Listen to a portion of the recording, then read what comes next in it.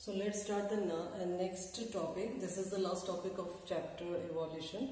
So now that we have discussed is the Hardy-Weinberg principle.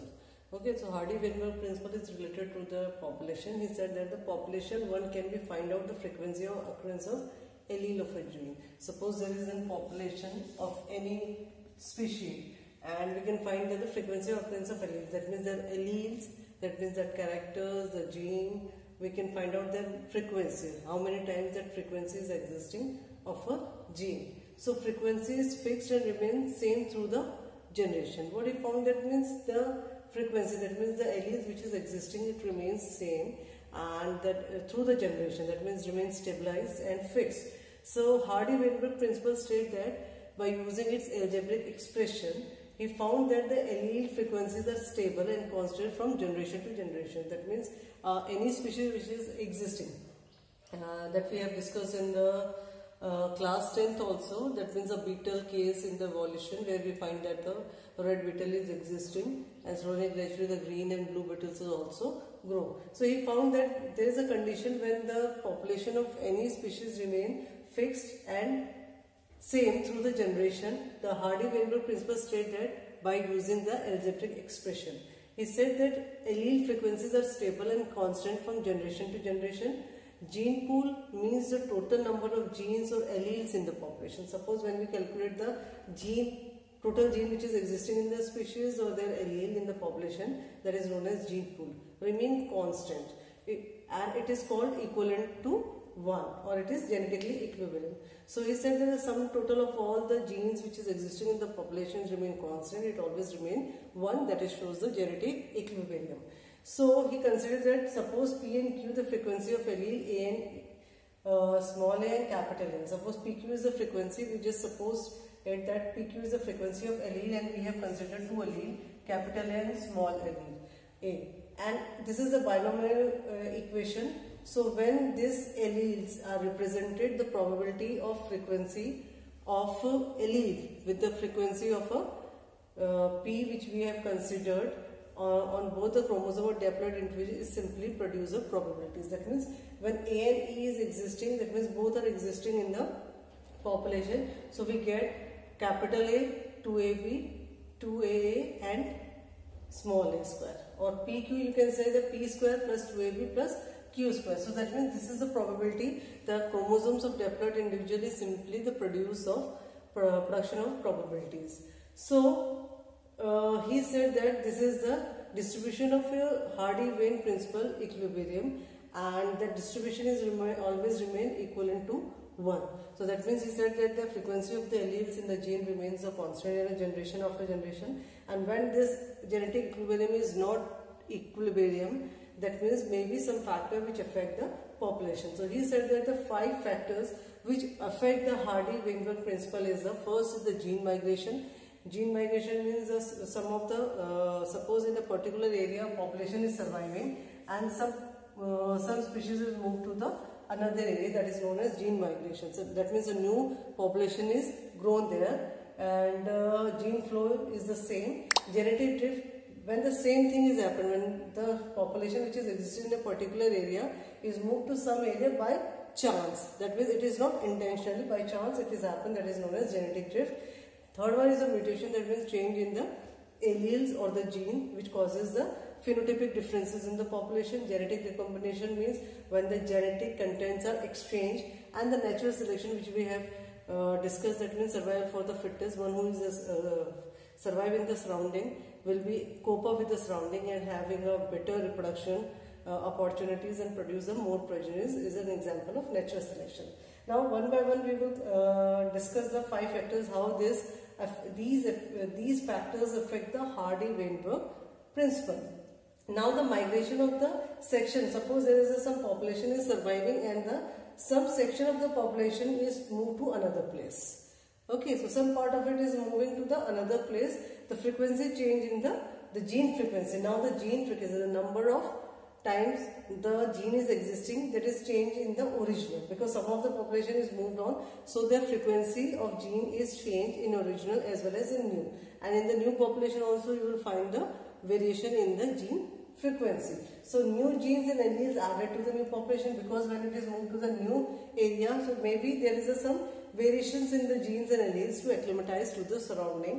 So there is a new genes or allele added to the new population. These are lost from the old one, and that new allele added to the new population may be not existing in the original birth or the older population. That is known as the gene flow or the genetic migration, and it is a multiple variations or multiple frequencies will be changed. This is the first factor. Second is the genetic drift.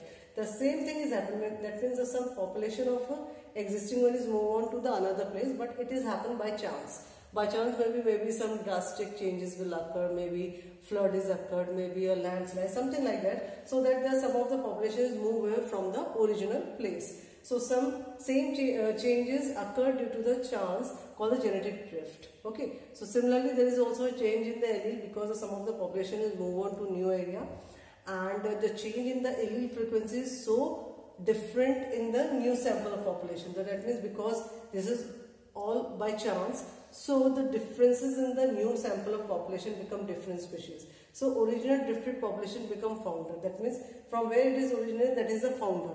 This is the main founder of the species, and by chance when it is moved on to certain area, that effect is called the founder effect. So that means some of the effect of this original species is existing in the new area. Third one is the mutation. Mutation is when there is a change in the genetic genes or the allele. Then what happens? They occur in the chance. That means mutation. If there is any mutation, that means that mutation means there is a new change in the phenotypes. And so over few generations, and that mutation will occur not by one generation to one generation. By 4-5 generations, we come to know that mutation and their variation is occurred, and that would result in the speciation. That means a new species originated from the same. But it took some generations. Next is the natural selection. Along with the mutation, there is a recombinant genetic recombination. It is somehow the similar, but only the exchange of genetic material, due to which a new combination is formed. And the natural selection is a process which is the inheritable variations, and it is almost for the better survival and the stabilization of the species, and to reproduce better and give them more progenies which can be survived. So variation due to the mutation, genetic drift, or you can say the genetic recombination, and natural selections or gene migration. These are the factors which somehow affect the Hardy-Weinberg equilibrium. And the natural selection which lead to the stabilization and that directional, and that will be the directional changes which we have already discussed. So here is the diagram which you can see easily. In this you will find that when the natural selection is occurred, or that means the Hardy-Weinberg principle, that means the frequencies of the alleles. When it is a stabilization, that means a peak is higher and the narrower, that means it should be narrower, so it is a stabilizing factor. Direction, when it is moving to one direction, so that is a directional. And the disruption means when the two peaks are formed, that means that feature, that frequency of the alleles is not peak at a time. So this is how the explanations of how the Hardy-Weinberg principle explained with regarding to the population, and why the population is having this stabilization, directional, disruption graphs. Now the brief account of the evolution, that means how the evolution is occurred. It was found that the 2000 Maya, that means million years, or you can say the Maya, the first cellular body is formed, and that first cellular body is aggregated to form a giant macromolecules. Okay, we know that the inorganic content is formed. This first cellular body is formed from the non-cellular organism, which we have already discussed by the Miller and all experiments. And this non-cellular aggregate to form a giant macromolecules, and that macromolecules forms a cells with the membrane, and then these cells having an ability to react with the oxygen. This reaction similar like a light reaction in the photosynthesis. So this is all about the history of the evolution, how the evolution is take place. The first cellular body is formed, and this cellular body, once it formed, it is made up of cells and the membrane, and these cells having ability to release oxygen. The reaction is occur. Now we will come to the photosynthesis, the light reaction. That means the same process occur in the plant. The reaction, similar light reaction in photosynthesis. where the water is split with the solar energy with the light harvesting pigment, which we have already discussed in 680 and all. Light harvesting pigments like chlorophyll and all. Slowly, and the single cell form from it, and then single cell it forms a multicellular. So it was found that in 500 Maya, that means 500 Maya is equal to 1000, roundabout 1000, 10,000, more than the 10,000, 500 into multiplied to 1000. Then the invertebrates were found. At the time, then 500 Maya, the invertebrate is found or discovered on the earth, and in 350 the jawless fishes was discovered, and in the seaweeds and the plants, the seaweeds and the water plants are found in the 320 Maya. So this is all about slowly and gradually what evolutions were happening in the flora and fauna. The first organism is the invader. We find that the first organism which is existing on the land was a plant, and to eat the plant mostly the jawless fishes or fish just move from the water to the land. This is about the 350 Maya. So this is all about, that means how this occur, or how the evolution is occur from the inorganic component to the organic, and how the different species is formed. After that in the 1938,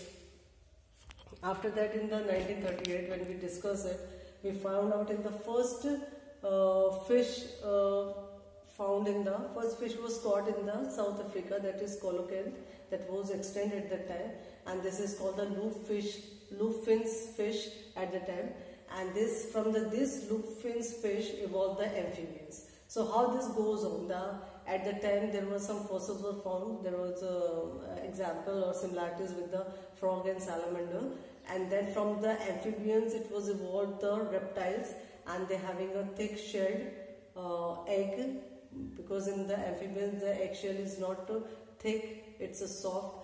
There is an examples in the fossils of some turtle, tortoise and all. In 200 million the reptile difference, at the time when the 200 million years ago the reptiles were of different shape and size, and they were dominated on the earth, they were existing on the earth. The giant ferns, that is known as the pteridophytes, were there, was discovered on the earth, and in the 200 millions we find the Ichthyosaurus reptilians, some land reptilians like Tyrannosaurus, examples of dinosaurs and all. It was found in the at that time, and in the 65 Maya that dinosaur was disappeared, because maybe because of the competition, maybe the shortage of the food. So nobody knows, it's a mystery about it.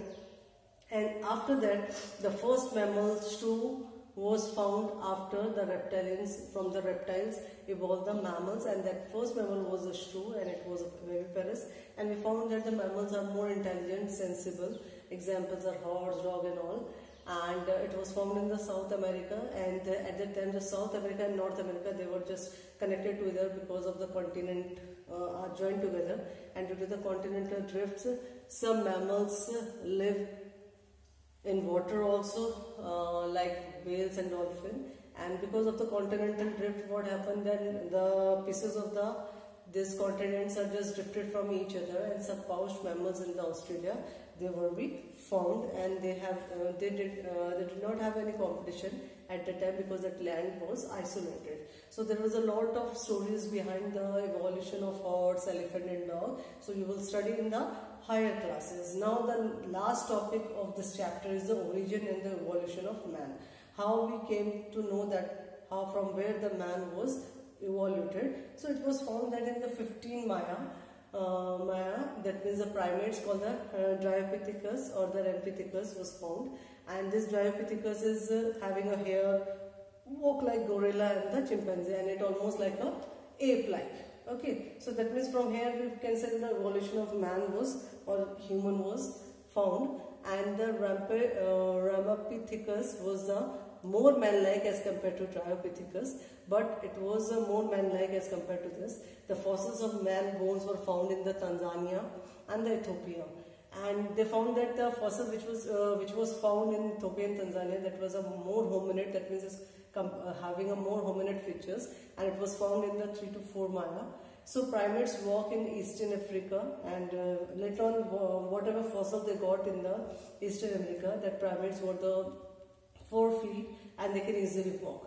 But in Australia, not in the Australia, but in the Africa, in the roundabout to Maya, the Australopithecus was discovered and lived in the grass, and it was found in the Eastern Africa, and it is more human-like, and it was known as the Homo habilis. So the brain capacity of that Australopithecus was about 650 to 800 cc, and the interesting thing is that they did not eat meat. So fossils were discovered later on. The fossils were discovered in Java in 1891, and it was named as a Homo erectus, and it was found in the 1.5 Maya, and it is a brain is much larger as compared to the Australopithecus, and it is 900 roundabout, and that ate meat.